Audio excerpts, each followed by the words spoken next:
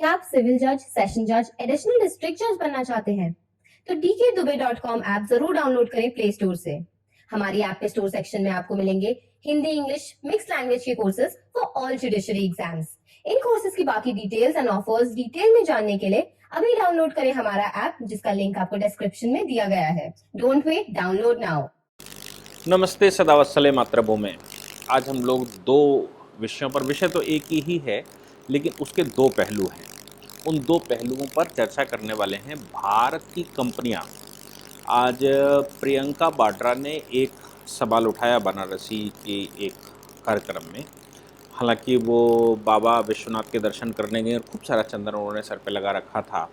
प्रियंका वाड्रा, मुझे समझ नहीं आया कि वो चर्च से मंदिर में कब पहुंच गई, लेकिन पहुंच गई तो ये भी अच्छा ही है कि भगवान की शरण में वो पहुंच रही हैं। लेकिन उन्होंने प्रश्न उठाया मोदी जी के ऊपर, और उन्होंने ये प्रश्न उठाया कि टाटा को एयर इंडिया बेच दिया गया 18,000 करोड़ में। उन्होंने कहा कि 8,000 करोड़ रुपए का एक प्लेन खरीदा, दो प्लेन हो गए 16,000 करोड़ के। एक 16,000 करोड़ के दो प्लेन खरीदना और पूरी की पूरी एयर इंडिया 18,000 करोड़ में बेच देना, ये प्रश्न तो गंभीर है, देश के सामने विचार करने वाला भी है। और इस पर बहुत सारे देश के नौजवान जिनको उसकी जानकारी है नहीं है, वो उस पर प्रश्न करने वाले हैं। मैं जो एक ही विषय के दो पहलुओं की बात कर रहा था, वो ये था कि भारत की दो बड़ी कंपनियों ने दो बड़े एक्विजिशन किए। एक तो रिलायंस, कहा जाता है कि मोदी जी के, प्रियंका वाड्रा ने ये भी कहा कि मोदी जी के व्यापारी मित्र। अब मोदी जी के व्यापारी तो देश में सभी के मित्र होने चाहिए, क्योंकि व्यापार नहीं होगा तो देश कैसे चलेगा। एग्रीकल्चर सेक्टर केवल 24 से 25% देता है, और अब 75% सर्विस सेक्टर और अदर सेक्टर भारत में कंट्रीब्यूट करते हैं। तो अब वो व्यापारी ही चलाते हैं, या तो देसी व्यापारी चलाए या फिर बाहर से इन्वेस्टमेंट आए और विदेशी व्यापारी चलाए। विदेशी व्यापारी चलाता है तो यहाँ से कमाता है और विदेश में ले जाता है। देसी व्यापारी चलाता है तो वो एसेट कम से कम देश का बना रहता है। और हम सब जानते हैं कि सरकार का सारा एसेट जो देश का रहता है वो सरकार का रहता है, लोग केवल उसके मैनेजमेंट के लिए होते हैं। आपको याद होगा, जब चाइना को कम्युनिस्टों ने कब्जा किया था तो चाइनीज़ एयरलाइंस का एक मामला फंसा था, और चाइना एयरवेज का मामला यूएस में फंस गया था। किसी व्यक्ति की वो कंपनी थी, यानी कि कोई प्राइवेट ऑर्गेनाइजेशन थी जिसकी वो एयरलाइंस थी, और यूएस में उसके प्लेन्स खड़े थे। यूएस ने वो प्लेन्स देने से मना कर दिया था, जबकि कम्युनिस्टों ने उस पर क्लेम कर दिया था। और कम्युनिस्टों ने जब क्लेम किया और ये कहा कि ये हमारे देश के किसी नागरिक के, हमारे देश की किसी कंपनी के प्लेन है, इसलिए इनको हैंडओवर हमको करना चाहिए, यूएस गवर्नमेंट ने उस समय हैंडओवर करने से मना कर दिया था। और ये कहा था, हमने चूंकि कम्युनिस्ट चाइना को रिकॉग्नाइज नहीं किया है, हमने नेशनलिस्ट चाइना को रिकॉग्नाइज किया है, इसलिए हम ये प्लेन्स केवल और केवल, ये एयरलाइन पूरी की पूरी, उसका जो भी एसेट यूएस में है वो सब कुछ नेशनलिस्ट चाइना को देंगे। तो आप समझ सकते हैं कि कंपनियां भारत में जो रहती हैं, भारतीय कंपनियां हैं, जो व्यक्ति उसको चला रहा है, जिसका उसमें मैनेजमेंट है, जिसका उसमें इन्वेस्टमेंट है, वो कहने के लिए वो उसका ओनर है, लेकिन हकीकत में देश को जब ज़रूरत पड़ती है तो सारे एसेट्स देश के हैं। केवल वो एसेट देश में नहीं रह जाएंगे जो विदेशी इन्वेस्टमेंट है। और अगर तालिबान जैसी सरकार बैठ जाए तो वो भी सारा अपना कर लेगा। खैर, ये विषय दूसरा है। रिलायंस ने एक चाइनीज़ कंपनी को $771 मिलियन में परचेस कर लिया। इसको लगभग 6,000 करोड़ REC ग्रुप, हालांकि इसका हेडक्वार्टर नॉर्वे में है, लेकिन ये ओन्ड बाय चाइना है। तो भारत की Reliance new energy solar limited, जो कि रिलायंस की ही एक सब्सिडरी कंपनी है, उसने REC सोलर होल्डिंग, यानी कि REC ग्रुप, जो कि China national blue star company limited की ओनरशिप में था, वो China national blue star company limited की ओनरशिप को खरीद लिया है लगभग 58,000 करोड़ या 6,000 करोड़ रुपए में। इस कंपनी के पास 1300 एम्प्लॉय ग्लोबली हैं। ये ग्लोबल कंपनी है और ये ग्रीन एनर्जी बनाती है। ग्रीन एनर्जी से मतलब होता है कि वो सोलर पैनल से एनर्जी बनाते हैं, वो विंड से एनर्जी बनाते हैं, वो हाइड्रो से एनर्जी बनाते हैं, यानी कि पानी से एनर्जी बनाते हैं। ये कंपनी, अगर हम दूसरे शब्दों में कहें तो ये पोल्यूशन फैलाने वाले कोयला से नहीं बनाती है, बनाती भी होगी तो बहुत कम परसेंटेज हो, लेकिन ये ग्रीन एनर्जी कंपनी कही जाती है।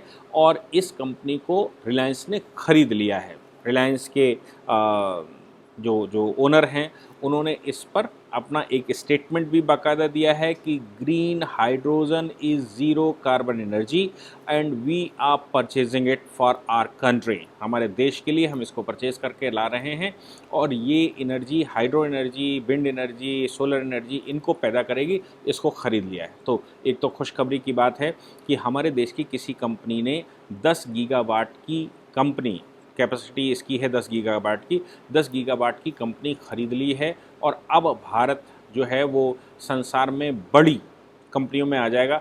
अब 2030 तक रिलायंस इंडस्ट्रीज़ का प्लान है कि हम इस कंपनी और जो उनकी अपनी कंपनी है उनके माध्यम से 100 गीगावाट की इलेक्ट्रिसिटी जनरेट कर देंगे।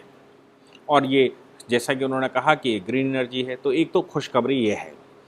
दूसरी बात खुशखबरी की भी है और प्रश्न भी उठाए गए हैं। प्रश्न यही कि प्रियंका वाड्रा ने ये कह दिया है कि 18,000 करोड़ की कंपनी खरीदी है आपने, जबकि आपके एक प्लेन की कीमत 7 से 8,000 रुपये है।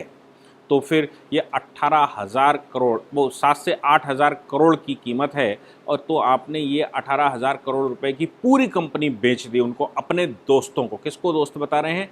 टाटा को दोस्त बता रहे हैं, जिन टाटा की दोस्ती के लिए इंदिरा गांधी ने 1978 में जमशेदजी वो जे.आर.डी. टाटा को चिट्ठी लिखकर कहा था, आई एम सॉरी, कि तुम्हारी कंपनी जो कि एयर इंडिया उनकी ओन्ड थी, वहाँ वो चेयरमैन थे, वो चेयरमैनशिप भारत सरकार ने उनको हटा दिया था। मोरारजी देसाई की सरकार बनी थी और मोरारजी देसाई ने उनको इस बात पर हटा दिया था कि एयर इंडिया का एक बोइंग क्रैश हो गया था, और एयर इंडिया का बोइंग क्रैश हुआ तो किसी न किसी को तो बलिदान देना ही था। जे.आर.डी. टाटा उस समय चेयरमैन थे, तो उनको हटा दिया गया। हालांकि जे.आर.डी. टाटा का केवल 25%, जे.आर.डी. टाटा की केवल 25% इक्विटी उसमें थी, और भारत सरकार 1953 में ही उसका नेशनलाइजेशन कर चुकी थी। यानी कि नेहरू जी के रहते हुए टाटा एयरलाइन 1932 में जो बनी थी, टाटा एयरलाइन को 1953 में नेहरू जी ने एयर इंडिया, मतलब बाद में वो एयर इंडिया का नाम उसने शायद 46-47 में एयर इंडिया उसका नाम रखा गया, एयर इंडिया को एक्वायर कर लिया था। नेहरू जी ने कोई नई कंपनी नहीं डाली थी, एयर इंडिया का इस्टेब्लिशन नहीं किया था, एयर इंडिया बनाई नहीं थी, एयर इंडिया का निर्माण नहीं किया था, उसमें कुछ किया नहीं था। क्या किया था? कानून बनाकर उसका नेशनलाइजेशन कर दिया गया था, और उड़ती हुई टाटा एयर, जो बाद में एयर इंडिया बनी, उसको उन्होंने नेशनलाइज करके भारत सरकार में मिला लिया था। और 25% इक्विटी जे.आर.डी. टाटा की रही थी, लेकिन जे.आर.डी. टाटा को उसका चेयरमैन रहने दिया गया था, जो 1978 में उनको चेयरमैनशिप से हटाया गया। अब सवाल इसमें जो गंभीरता है वो ये है कि 18,000 करोड़ क्या है मामला, ये 18,000 करोड़। अच्छा, इस 18,000, अभी तो और भी प्रश्न खड़े होंगे, और वो प्रश्न ये खड़े होंगे कि 18,000 करोड़ रुपए में से केवल 2700 करोड़ रुपया नगद दिया गया है, 15,300 करोड़ रुपया उधार रखा गया है। हालांकि ये कहना है टाटा का और जो बेचने वाली कंपनी है उन दोनों का कि नवंबर-दिसंबर तक या दिसंबर एंड तक बाकी का ये 15,300 करोड़ रुपया भी वो भर देंगे। टाटा की अपनी जो कंपनी है, होल्डिंग कंपनी है, उसको AISATS कहते हैं, एयर इंडिया। अब इनकी इसमें एयर इंडिया एक्सप्रेस और एयर इंडिया, ये दोनों शामिल हैं। और इनकी अब हम लोग चर्चा करते हैं। क्या है मामला ये है कि department of investment and public asset management, DIPAM, यानी कि department of investment and public asset management, ये जो जब कंपनियां घाटे में जा रही होती हैं, कंपनियों में पैसा डालना पड़ता है, तो investment public asset management department हमारे पास एक भारत सरकार का बना हुआ है, जो इन कंपनियों को देखता है और उनको मोनेटाइज करता है। अब हमारे पास एक और टाटा की ये जो एयर इंडिया है, इसको समझने का प्रयास हमको करना चाहिए। एयर इंडिया केवल एयर इंडिया नहीं है, एयर इंडिया के पास जो इन्होंने 18,000 करोड़ की बात कही है, इसमें 4 सब्सिडरी कंपनी अलग हैं जो अभी सेल नहीं हुई हैं। मैं फिर से कहता हूँ, एयर इंडिया और एयर इंडिया एक्सप्रेस, इसको टाटा ने खरीदा है। और मैं प्लेन की भी बात करूंगा कि उसके पास एसेट कितने हैं, आखिर उन्होंने खरीदा क्या, क्या प्लेन भी खरीदे हैं, क्या एसेट जो उनकी जो वहाँ पर ऑफिस हैं, उनके प्लेस हैं, उनके बिल्डिंग्स हैं, उनकी लैंड है, वो सब खरीदी है क्या? तो 4 सब्सिडरी कंपनियां हैं। पहली कंपनी है air India air transport service limited, दूसरी कंपनी है एयरलाइंस एलाइड सर्विसेज लिमिटेड, तीसरी कंपनी है air India engineering services limited, चौथी कंपनी है hotel corporation of India limited. ये चारों कंपनियां मिलकर जो जो होल्डिंग रखती है air India assets holding limited, AIAHL, air India assets holding limited एक कंपनी है जो इन सब की होल्डिंग रखती है। अब एयर इंडिया की बात समझिए। एयर इंडिया पर आज की तारीख में 31 अगस्त तक जब ये बात शुरू हुई थी, 61,562 करोड़ रुपए का डेट था, कर्जा था। क्या बात वो नहीं है कि कितने की बेची, बात यह है कि एयर इंडिया पर 61,562 करोड़, यानी कि हम 62,000 करोड़ रुपए का लगभग कर्जा इन पर था। टाटा सन्स ने, उसकी कंपनी टैलेस प्राइवेट लिमिटेड है, उसने 18,000 करोड़ रुपए का जो पेमेंट है वो किया है, और एक एयर इंडिया एक्सप्रेस और एयर इंडिया 2 खरीदी हैं, बाकी ये 4 सब्सिडी नहीं खरीदी हैं। इनमें भी जो एयर इंडिया या एयर इंडिया एक्सप्रेस है, इसमें लगभग 15,000 करोड़ रुपए की लैंड और बिल्डिंग है, वो टाटा को नहीं गई हैं। वो जो जितनी लैंड और बिल्डिंग है वो सब ट्रांसफ़र हो गई हैं AIAHL को, यानी कि Air India assets holding limited को। और Air India asset holding limited ही एयर इंडिया का जो 62,000 करोड़ का कर्जा है उसमें से 18,000 करोड़ रुपया भरने वाली है टाटा सन्स, और बाकी का जो पैसा बचेगा यानी कि लगभग 44,000 या 45,000 करोड़ रुपया वो AIAHL को ही ट्रांसफ़र होने वाला है। एक बात तो ये क्लियर होती है। तो दूसरी बात एक इसमें ख़ास है कि लगभग 7,000 करोड़ रुपया साल में, मैं फिर से कहता हूँ 7,200 करोड़, यानी कि 7,200 करोड़ रुपया लगभग कंपनी को घाटा जाता है। एयर इंडिया को भारत सरकार को जेब से देना पड़ता है 20 करोड़ रुपया रोज़, यानी कि 600 करोड़ रुपया महीने में, या 7,200 करोड़ रुपया भारत सरकार इसको साल में देती है। मैं अगर एक आंकड़ा बताऊं तो 2009-10 में, जिस समय मनमोहन से, ये प्रियंका वाड्रा जो कह रही हैं, प्रियंका वाड्रा के ही ये पार्टी, उनकी माँ सोनिया माइनो चला रही थी, मनमोहन सिंह प्रधानमंत्री थे, उस समय 1,10,000 करोड़ रुपया सरकारी फंड से निकालकर एयर इंडिया में डाला गया था। क्या 1,10,000 करोड़ रुपया निकालकर एयर इंडिया में डाला गया था, और एयर इंडिया घाटे में चल रही थी। और उस समय मनमोहन सिंह भी एयर इंडिया बेचने का प्रयास कर रहे थे, लेकिन नहीं बेच पाए क्योंकि एयर इंडिया के पास अपना कोई एसेट था ही नहीं, बल्कि घाटे में था। जो भी एयर इंडिया को खरीदता उसको एयर इंडिया का घाटा भी, जो पैसे देता खरीदने के, लेकिन उसके साथ घाटा भी जुड़ा हुआ है, वो घाटा भी देता। और एयर इंडिया के पास जो एसेट लगभग 15,000 करोड़ रुपए के हैं, वो 15,000 करोड़ के एसेट भी अभी जो नई डील हुई है वो भारत सरकार ने अपने पास रखा है। 18,000 करोड़ रुपए फिर दिए किस बात के हैं, ये भी सवाल पैदा होता है। 18,000 करोड़ रुपया भारत सरकार ने जो लिए हैं वो एयर इंडिया और एयर इंडिया एक्सप्रेस का जो ब्रांड है उस ब्रांड के पैसे दिए हैं, यानी कि टाटा सन्स उस ब्रांड को चलाएगा, और उस ब्रांड में 8 लोगों हैं जो उनके पास रजिस्टर्ड हैं, जिनकी अपनी इक्विटी है। और एयर इंडिया और दूसरा एयर इंडिया और एयर इंडिया एक्सप्रेस, ये नाम है इनके वर्ल्ड वाइड, इनका अपना एक नेटवर्क है, और वर्ल्ड वाइड नेटवर्क में लगभग साल में 13,500 करोड़ रुपए एयर इंडिया सैलरी देती है अपने एम्प्लॉयज़ को। तो 13,500 करोड़ रुपए की सैलरी भी टाटा अब देगा।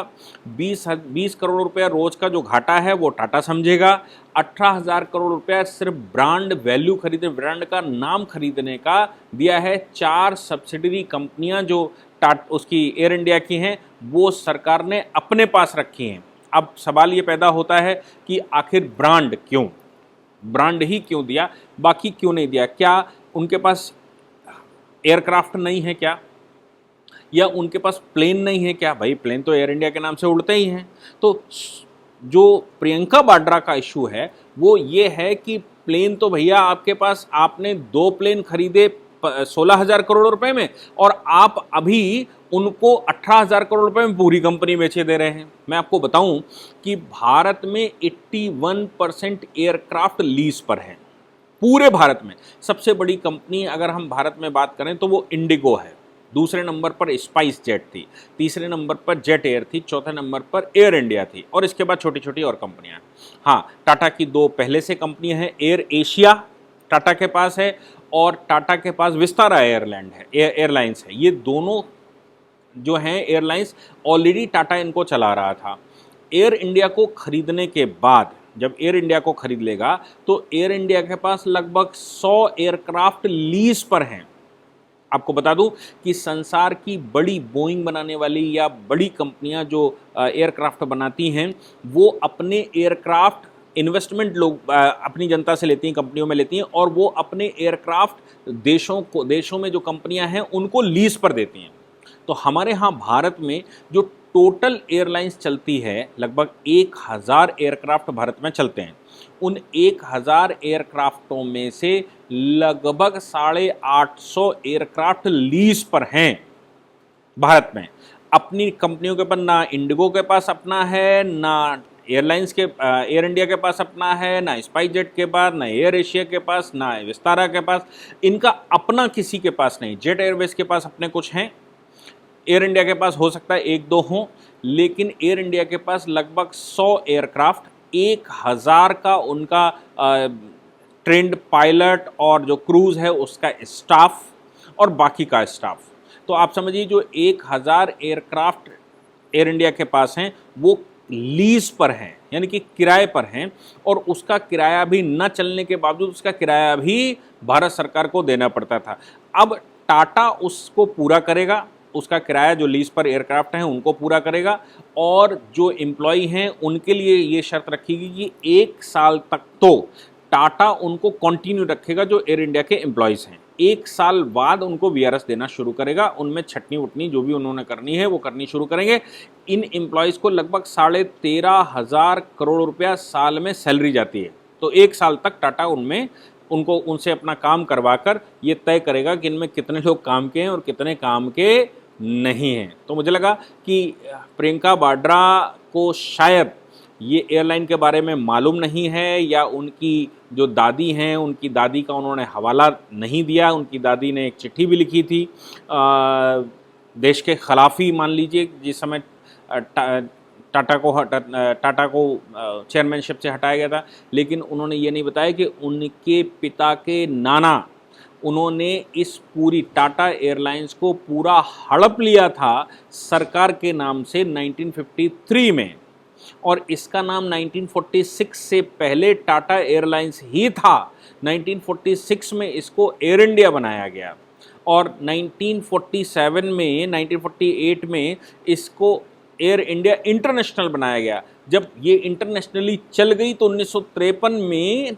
नेहरू जी ने उसको नेशनलाइज कर दिया और कब्जा कर लिया, जो भी शायद 2.8 करोड़ रुपया उस समय दिया गया था शेयर्स को परचेज करने में, और टाटा को केवल रखा गया, जेआरडी टाटा को रखा गया था कि आप उसमें चेयरमैन बने रहिए। मुझे लगता है कि भारत सरकार ने जो 18,000 करोड़ रुपए लिया है, आपको पता है कि इसकी वैल्यू स्पाइस जेट ने भी लगाई थी, और स्पाइस जेट ने कितनी वैल्यू लगाई थी टोटल? स्पाइस जेट ने इसकी टोटल वैल्यू 2600 करोड़ रुपए लगाई, 2300 करोड़ रुपए लगाई थी। 2300 या 2400, 2500, 2300, 2400, 2500 करोड़ रुपया देकर वो इसको खरीदना चाहता था, केवल ब्रांड। बाकी वो ये कहते थे कि इसमें इतना कर्जा है, वो कर्जा भरते ही भरते हमारी वो निकल जाएगी और बाकी एसेट है नहीं। भारत सरकार ने अभी एसेट भी सारे अपने पास रखे हैं। 4 होल्डिंग कंपनी जिनके पास प्रॉपर्टियां हैं वो अपने पास रखी हुई हैं, नॉन कोर प्रॉपर्टियां अपने पास रखी हुई हैं, और जो इसकी लैंड और बिल्डिंगें हैं वो अपने पास 15,000 करोड़ रुपए की रखी हुई हैं। 18,000 करोड़ रुपया उन्होंने सिर्फ इस बात का दिया है कि आप हमारा ब्रांड वैल्यू ले लीजिए। और टाटा ने 18,000 क्यों खर्च किया? क्योंकि वो भावनात्मक रूप से उससे जुड़े हुए हैं। उनके पिता रतन टाटा के पिता के द्वारा कंपनी बनाई गई थी और उनके द्वारा वो चलाई गई थी। भारत सरकार ने उसको ले लिया था और उस समय भारत की ये सबसे बड़ी एयरलाइंस हुआ करती थी। नेहरू जी ने उसको लेने के बाद धीरे धीरे उसको बर्बाद कर दिया और बर्बाद करने के बाद एयर इंडिया का वो हश्र हो गया कि आज एयर इंडिया 62,000 करोड़ रुपए घाटे में है, जबकि 2009-10 में 1,10,000 करोड़ रुपया मनमोहन सिंह ने इसमें डाला था। तो क्या 20 करोड़ रुपया रोज जनता की गाड़ी कमाई इस एयरलाइंस को चलाने में भारत सरकार को देनी चाहिए थी, या भारत सरकार ने 18,000 करोड़ रुपया भी लेकर विन विन सिचुएशन में ही इसको किया है और 7,000 करोड़ रुपए का जो साल में सरकार को घाटा होता था उस घाटे से भी बचाया और कंपनी देसी की देसी बनी रही। कंपनी बेचते समय, इसकी ब्रांड्स बेचते समय, इसका लोगो बेचते समय, इसकी ब्रांड इक्विटी बेचते समय ये शर्त रखी गई है कि कम से कम 5 वर्ष तक इसको टाटा किसी और को ट्रांसफ़र नहीं करेगा। और ये भी कहा गया है किसी विदेशी कंपनी को तो ये एयर इंडिया का ब्रांड बिल्कुल नहीं जाएगा। एयर इंडिया का ब्रांड इंडियन ही रहेगा, भारत की कंपनी ही उसको देखेगी और भारत की कंपनी ही उसको बनाएगी। मुझे लगता है कि एक विन विन सिचुएशन है जो प्रियंका वाड्रा शायद किस स्तर तक पढ़ी लिखी हैं, क्या कितना जानती हैं, कितना एयरलाइन के बारे में जानती हैं, उन्होंने आरोप लगाना आसान है लेकिन उसके अंदर घुसना थोड़ा मुश्किल है। आपने मुझे सुना। जय हिंद, जय भारत, वंदे मातरम।